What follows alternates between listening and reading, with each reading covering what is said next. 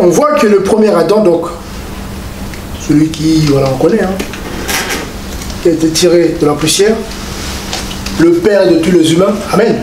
Donc le premier Adam, on voit qu'il n'a pas tenu, amen, il est tombé. Et il y a un verset en fait que je lisais ce matin, un verset qui m'a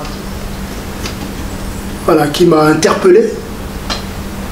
On va le lire. Il y a un mot qui a été utilisé en fait, un mot que Yahweh utilise par rapport à ce que Adam avait fait face au Seigneur. On sait qu'Adam il avait désobéi, hein, Adam et Ève, mais là il parle d'Adam. Et de voir que le Seigneur ici il parle d'Adam. Il ne parle pas d'Ève, il ne dit pas que non, c'est Ève qui, hein, la femme après qui a emmené son mari. Non, non, il dit Adam. Parce que dans la pensée du Seigneur, Adam était un peu le garant. Amen. Voilà. En fait, c'était un peu celui qui devait veiller en tout cas au jardin. Donc Ève est venue après. Donc même si Ève était peut-être tombée, Adam aurait dû normalement, amen, être celui qui allait stabiliser les choses. Ah non, non, non, tu n'aurais pas dû manger le fruit, c'est interdit, je te l'ai dit, tu le sais, donc non. Mais qu'est-ce qui s'est passé? Il a pris, ah bon? Amen, il va dire c'est la preuve d'amour. Il y en a qui disent ça, hein. Eh bien, vu que tu es tombé, on va tomber ensemble. Ça, vous comprenez. Mais il y a un mot, voilà, il y a un mot dans, prenons dans oser, on va prendre oser, prenons oser s'il vous plaît. Voilà. Ce mot-là m'a beaucoup interpellé et nous aussi on doit être interpellés par rapport à ça. Attention quand on désobéit. Amen. Attention à cela. Amen. Parfois ça paraît simple. On va prendre Osée 6. Merci Seigneur pour ta parole. On va prendre Osée 6. Regardez. Le Seigneur est bon. On va lire à partir du verset... Attendez, on va le prendre plus vite. Pour ne pas que vous perdez le fil, on va prendre... Alors... Osée 6... voilà, 6 à 7. Parce que ça parle d'autres choses aussi. Osée 6 à 7. Vous allez voir ce que le Seigneur dit. Yahweh dit face à ce que Adam avait commis. Qu'est-ce qu'il dit? Celui que vous pouvez lire s'il vous plaît. Car voilà, Osée 6 à 7. Vas-y ma soeur. Vas-y ma soeur. Oui, Osée 6, verset 6 à 7. Car je prends plaisir à la miséricorde et non au sacrifice, oui, et à la connaissance d'Élohim plus qu'au holocauste. Oui. Comme Adam, ils ont transgressé l'alliance, c'est là qu'ils m'ont trahi. Amen. Vous avez compris? C'est-à-dire que Adam a fait quoi? Désobéi. On connaît l'histoire d'Adam, on peut le lire, hein? On va prendre Genèse. Adam a fait, qu'est-ce qu'il a fait? Pour ne pas que ce soit trop long. Adam a désobéi à la loi du Seigneur. C'était une loi. La loi, le Seigneur a dit à Adam, voilà, tu ne mangeras point. Tu ne mangeras point, sinon tu mourras. Donc Adam le savait. Et on n'a pas fait n'a pas sacrifié un animal, ni... Non, il lui a dit oralement. Amen. Il n'y a pas eu de sacrifice d'animaux pour que le Seigneur puisse dire à Adam, voilà ton alliance et tout. Non, il lui a dit, tu mangeras de tous les arbres du jardin. Mais, quant à cet arbre-là, attention. Amen. Donc Adam le savait. Adam le savait. La question que j'ai, est-ce qu'il a montré vraiment l'arbre où il y avait la pomme? Attention, c'est pas une pomme aussi. Ça, c'est un mensonge. C'est pas une pomme. Attention, c'est un mensonge. Attention, attention. C'est pas une pomme. C'est écrit nulle part pomme. Non, non, non. Donc on voit l'iPhone, l'iPad, l'iPhone, ils ont mis une pomme qu'on croque. Oui, ça rappelle, attention. Une pomme. Ça rappelle ça. Hein. Là, il y a des symboles dans ce monde qui font passer des messages subliminaux. Là, il y a des choses cachées en fait. Quand on parle de la pomme, parce que dans la masse, on croit que c'était une pomme. Donc en gros, le fait d'avoir croqué la pomme, en gros, c'est Adam et Ève en fait se sont rebellés contre le Seigneur en fait. En gros, c'est pour dire aussi que, voilà, que vous aussi pouvez vous rebeller. En fait, c'est un message qui passe derrière. Hein. Les gens oublient que quand on voit la pomme qu'on a croquée là, c'est pas juste par hasard. C'est pour dire que vous faites partie des rebelles. Vous comprenez ou pas? Oui. Est-ce que vous comprenez? Et que là, quand on voit tu vois les iPhones derrière, c'est la pomme, il manque un bout. C'est ça, non? Oui, c'est ça. Voilà. Donc, je dis que même toi, tu n'es pas dans ça. Ok. Mais sache que l'inventeur de la salle, en gros, en gros pour lui, voilà que l'humanité d'aujourd'hui est rebelle. Il dit que nous sommes nos propres Dieu. Elohim, le propre Dieu. On fait ce qu'on veut. Comme l'ont fait nos premiers parents qui? Adam et Ève. C'est ça. Donc du coup, voilà pourquoi on meurt. Mais ça, ils n'en parlent pas. Hein. Ils vont dire, mais t'es libre, t'es ton propre Dieu, tout ça. Et c'est vrai que je n'avais pas pensé pour le logo. Voilà. Mais j'y avais pensé. Hein. Voilà. Maintenant, je titre. Mais à la fin de fin, on meurt. Donc à la fin de fin, la parole s'accomplit quand même. Tu mourras. Et on meurt. On meurt. Ils ont beau chercher les moyens pour rester vivants éternellement. Même le grand scientifique, là, au bout d'un moment, qu'est-ce qui se passe? Le cœur s'arrête de battre. Amen.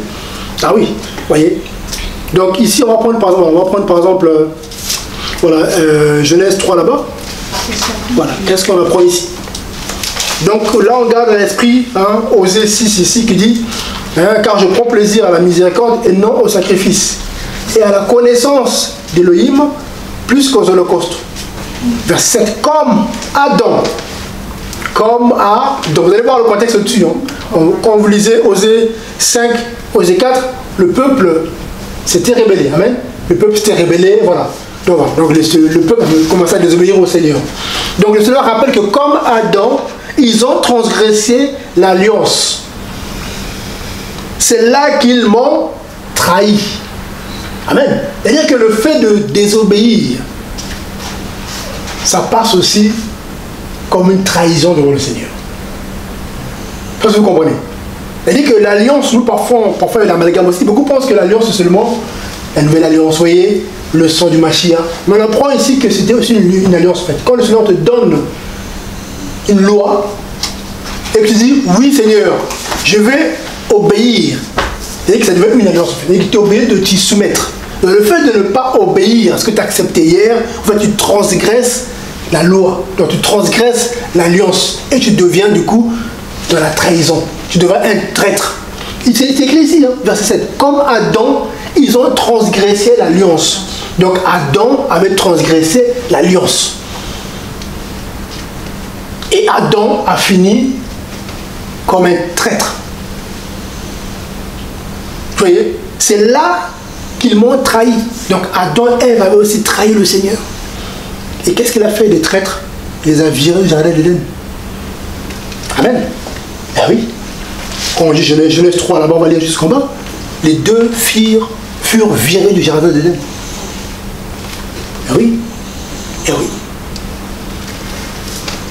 Donc, et c'est de la sueur, de son front que Adam maintenant devait manger. Alors avant, il avait accès à tout. Accès à tout. Ève, pareil. Elle allait accoucher normalement. Mais qu'est-ce qu'on apprend? Qui sépare les douleurs de l'enfantement.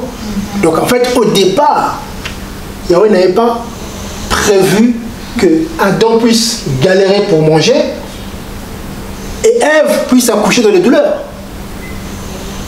Amen. Et aussi c'est important dans le mariage. C'est un peu important aussi. Beaucoup n'ont pas compris ça aussi. Quand on parle de l'égalité dans le mariage, là, le premier qui a créé le déséquilibre, c'est qui? C'est le Seigneur lui-même. Au début, Adam et Ève étaient égaux. Au début, hein, avant la chute, ils étaient égaux dans le mariage. Il ne faut jamais oublier ça. Avant la chute. Il n'y avait pas de chef pareil. Regardez, c'est une parenthèse, hein, regardez. On va lire un verset, regardez. Regardez, on va prendre en Genèse 3, on va lire en verset...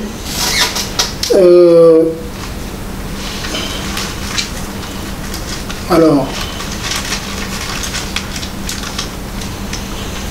on va prendre... voilà, le verset 14. Attendez, attendez.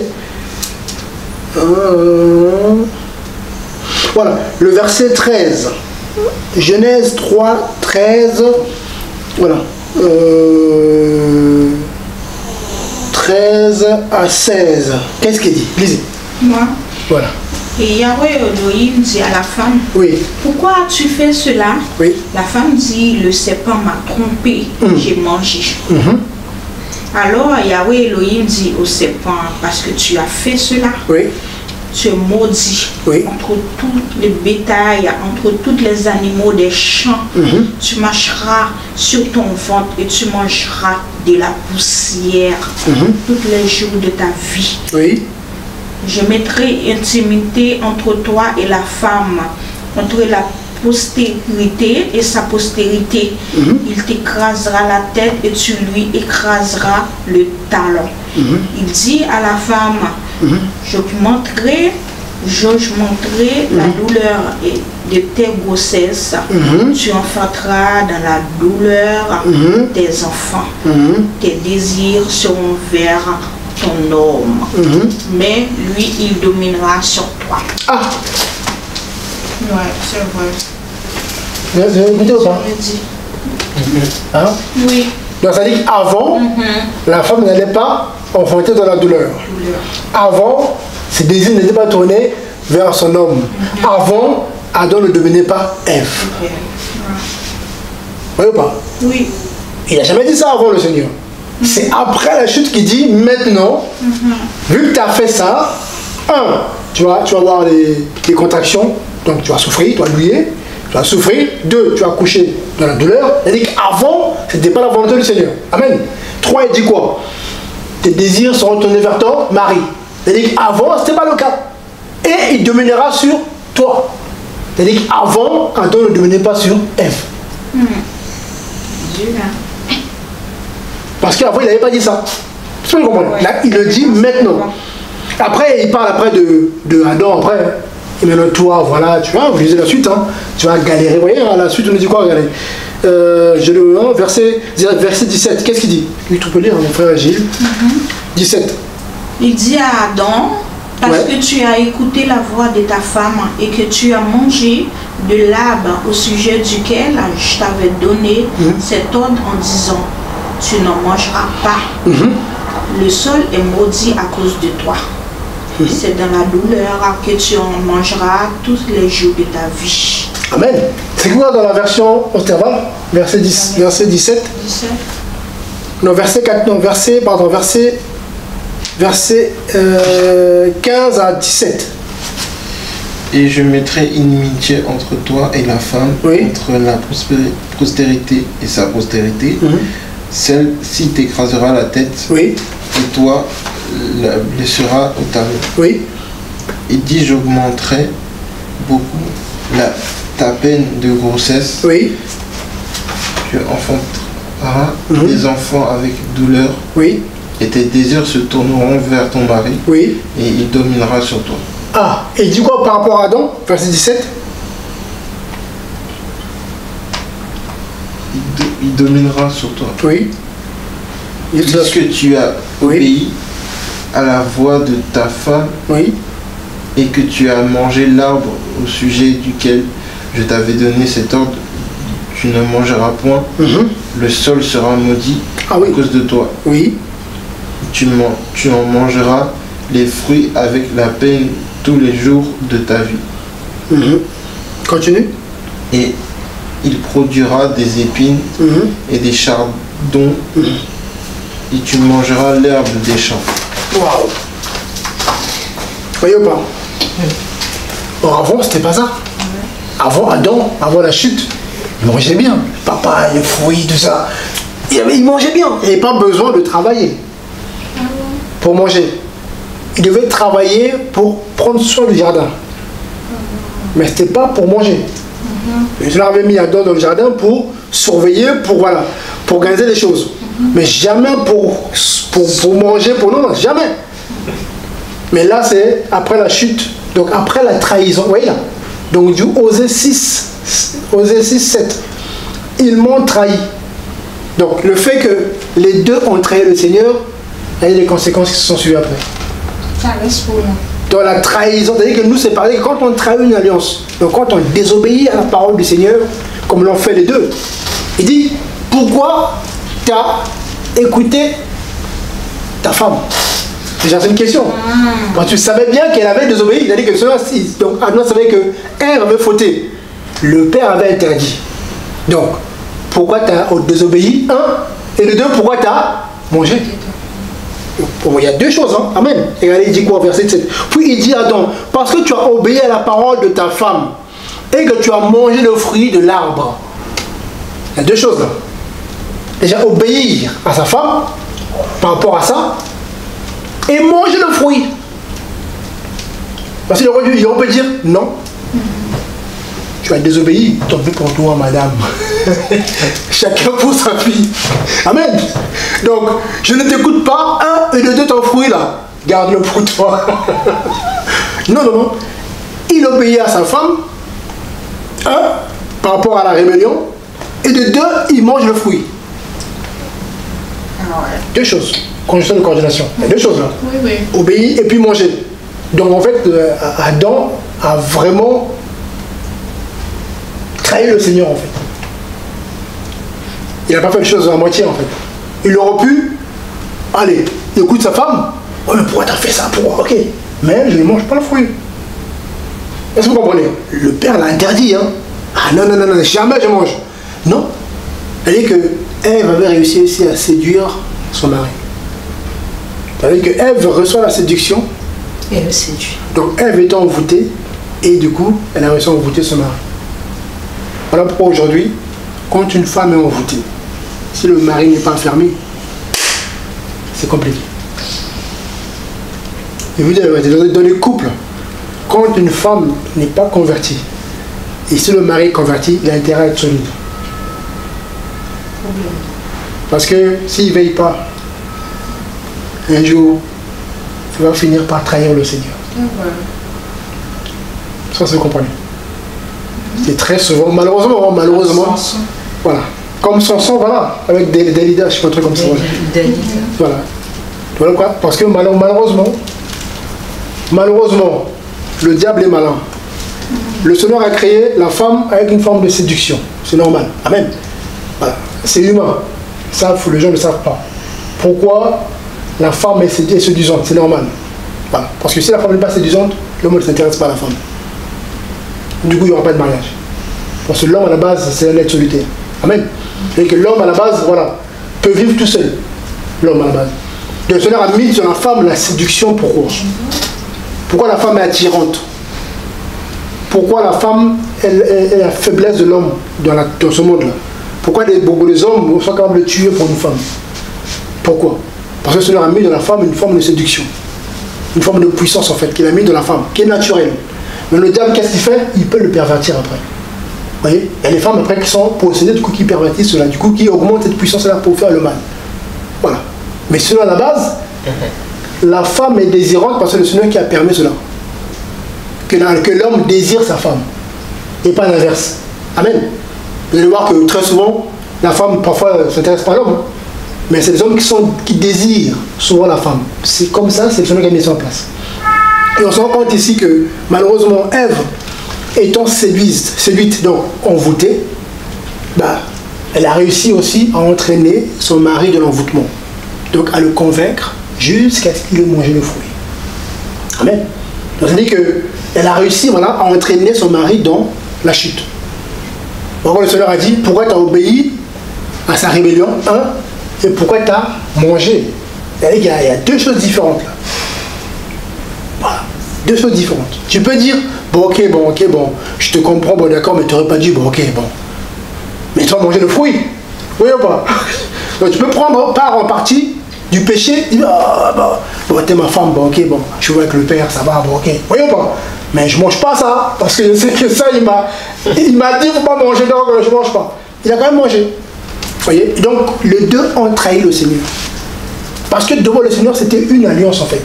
Donc, quand il a dit à Adam, tu mangeras de tous les arbres de fruits, de tous les fruits du jardin plutôt. Mais quant à l'arbre de la connaissance du bien et du mal, tu ne mangeras pas le fruit. Le jour où tu en mangeras, tu mourras certainement.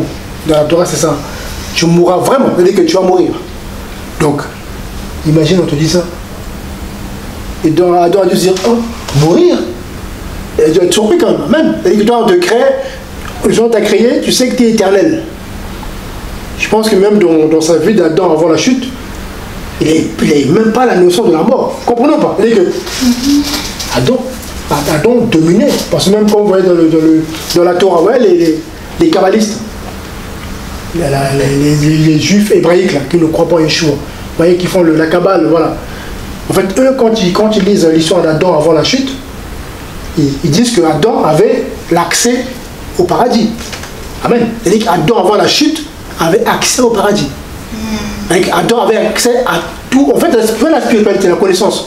Adam connaissait tout. Voilà pourquoi le diable n'avait pas osé passer par Adam. Parce qu'Adam était plus fort que Satan. Voilà pourquoi il est passé par la femme et a fait tomber Adam. Une fois qu'Adam est tombé, c'est là que le diable a eu accès à tout ce que le Seigneur avait donné à Adam. Et il a dit quoi au Seigneur Yeshua? Tu sais, si tu m'adores, je te donne tout le royaume de ce monde. Parce que cela m'a été donné. Mais qui a donné ça à Satan? Je vais faire le rapport par rapport à ça. Si. Qui a donné le royaume du monde à Satan? C'est Adam. Parce que non, parce que c'est Adam qui était le gouverneur de la terre. Adam gouvernait la terre. Et quand on dit gouverner la terre, il gouvernait même le monde des esprits. C'est-à-dire qu'Adam était un être physique et aussi un être spirituel. Vous comprenez? Parce que quand Adam a été créé, le diable avait déjà chuté. Amen. C'était après. Et que Satan, il a dit que l'univers était déjà rempli de démons. Donc quand le Seigneur créait Adam, ils voyaient. Donc ils ont vu Adam être créé. Ils ont vu Adam donner les noms aux animaux. Mais jamais ils ont osé s'approcher d'Adam. Parce qu'ils ne pouvaient pas. Ils ne pouvaient pas. Donc ils ont cherché la faiblesse. Et malheureusement, la femme qui était une bénédiction, pour assurer la multiplication de la race humaine, le diable est passé par la femme. Et Adam a été envoûté. C'est que là, je voyais pas les choses comme ça, mais pour moi, Adam était envoûté. C'est l'envoûtement. Voilà. Avec cette séduction-là, la séduction de Ève avait réussi à convaincre son mari jusqu'à manger le fruit. Ève était elle était déjà possédée. Elle était envoûtée par le serpent. Donc du coup, qu'est-ce qui s'est passé? Elle a mené son mari dans la chute. Et à la fin, elle se rend compte qu'en fait, mais c'est le serpent qui m'a séduite. Oui, il dit quoi au Seigneur? Non, c'est le serpent qui m'a séduit et j'ai mangé le fruit. Mais pourquoi tu as obéi au serpent? Baisse les yeux. Ah Seigneur, tu sais, j'ai vu ses yeux brillaient, il m'a souri, il était gentil, il m'a convaincu. Ah, pourquoi tu as obéi au serpent? Amen. Donc le serpent a réussi à séduire, donc à envoûter. Le mot c'est ça en fait, c'est l'envoûtement. Le serpent a réussi à séduire Ève, et Ève a emmené l'envoûtement à la maison. Et il a séduit son mari, et les deux se sont retrouvés dans le même piège. Amen. Et ça, pour le Seigneur, c'est une trahison. En fait, ils ont trahi l'alliance qu'ils avaient conclue avec le Seigneur. Quand tu dis oui, que ton oui soit oui, c'est une alliance. Amen. Quand le Seigneur te dit quelque chose, est-ce que tu veux suivre mes commandements? Oui. T'as accepté? Oui. C'est-à-dire que tu dois t'y tenir en fait. Il faut que tu puisses rester dedans. Si tu te détournes, c'est-à-dire que là, tu trahis l'alliance. Tu deviens traître. Et les traîtres méritent la mort. Comme Adam a fini par mourir. C'est la conclusion. Tu es poussière, tu retourneras à la poussière. Parce qu'il avait trahi le Seigneur. Donc s'il n'y avait pas cette trahison, il n'y aurait pas eu ni de douleur pour Ève, ni de sueur, ni de dominera sur toi. Il n'y aurait pas eu tout ça. Amen.